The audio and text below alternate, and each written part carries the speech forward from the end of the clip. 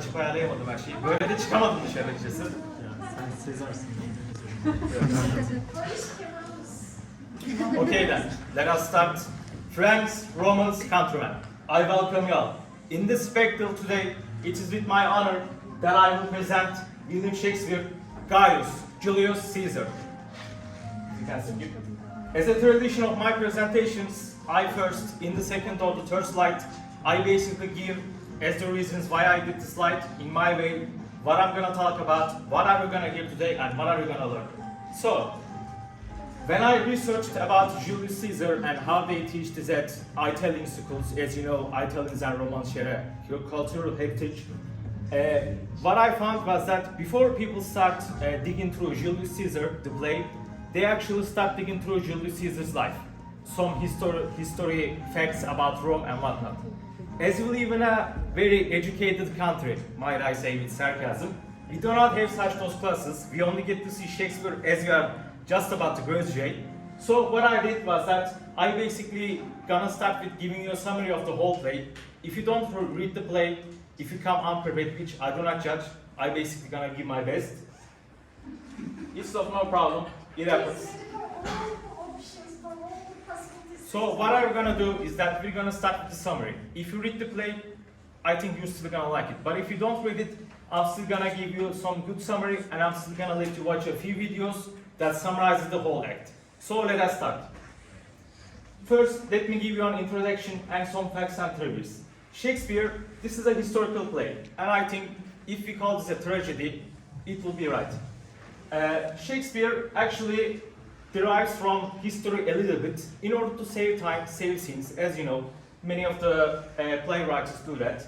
He based his historical text from Plutarch's work, a Roman historian, also a Greek historian, Lives of the Noble Greeks and Romans.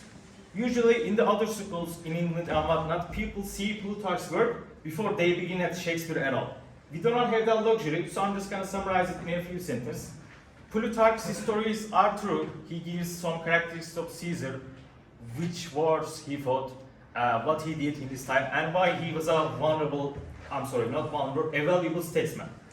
So within that light, Shakespeare made several deviations, such as actually what people get wrong is that it is, as we know, Caesar says in the play et tu Brute before he falls, as Brutus betrays him. Actually, this didn't happen in real life. Shakespeare put that as a means of, let me say, a tragedy, as a means of a tragic line. This most likely didn't happen. This is one of the most deviations fact. Other than that, I think this play, we do not know this 100%, I think this play carries the honor of being the first Shakespeare's plays performed at Globe Theatre, which is associated with Shakespeare himself. Basically, it's his theatre, his employment's work there, if you can see. So let me give you the summary first. In Act 1, you can read this all. I'm just gonna read it. I'm not gonna read this, I'm just gonna give you my summary. But if you like reading long things, here we are. So, play starts with a triumph. Caesar, after winning the civil war against Pompey, after becoming one of the first men of Rome, he designs a triumph. Triumphs are a very common thing to do in Rome. After each victory, whether you won a great battle, whether you become a great consul or hold a high state power, you basically design a triumph. In this triumph, we see Mark Antony, we see his wife Calpurnia. As everything goes well, people are cheerful. Two tribunes come up to break the gathering of the crowd, basically plebeians. They insult plebeians because they think that plebeians are quick at changing hearts. These tribunes actually judge plebeians in a way that just about 5 or 7 years ago, they were cheering for Pompey's triumph. But now Pompey is dead and Caesar came out at top. Now they quickly change sides and now they cheer for Caesar. Basically, Tribune calls them a hypocrite, and we see that triumph is taking place. In triumph, a most interesting thing happens. As Caesar, Mark Antony, and Calpurnia moves on, a man, mystic man, calls Caesar's name. Now, we get to learn that this man is called a soothsayer. Soothsayers are basically a man that tells you what's gonna happen to you in a mystic way. Basically calls you impending doom, what's gonna happen to you. This man, soothsayer, says a line that will be the climax of the play. Beware the eyes of match. If you can skip.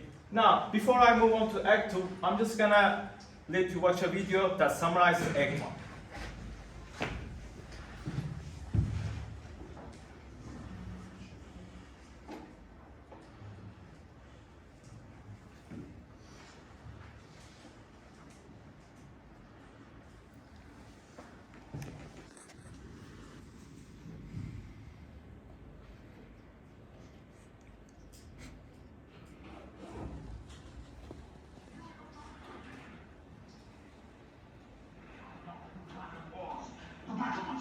The towers, the windows, behind chimney tops. You see great pomp past the streets of Rome.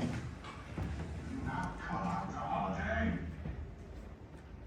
Do you now strew flowers in his way? Who comes in triumph over Pompey's blood?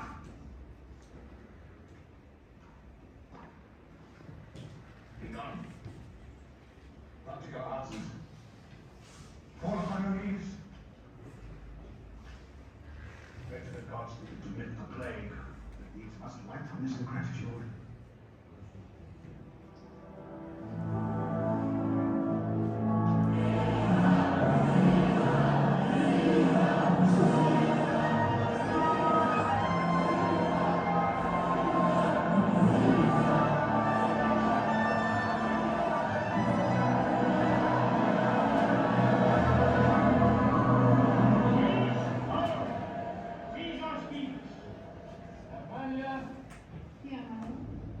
Stand you directly in Antonius' way, if you have come his course.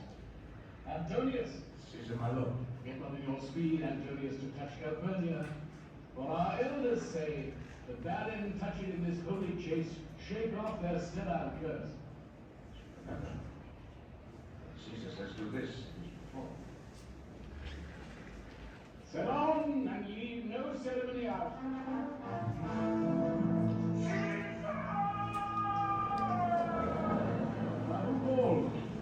Every noise be still. Peace yet again. Who is it in the press that calls on me? In a voice shriller than all music, cry Caesar. Speak. Caesar is turned to hear. Beware the eyes of Mars.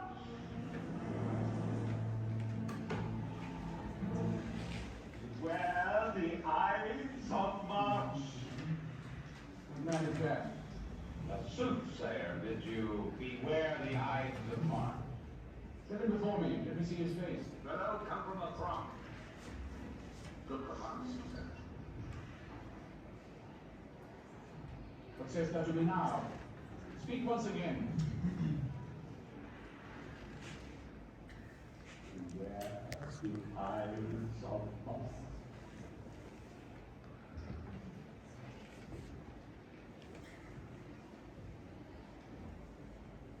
He is a dreamer. Let us leave him. I think sound backed a bit, but you know, as this is happens in life, you plan something, but it all goes to hell. It happens.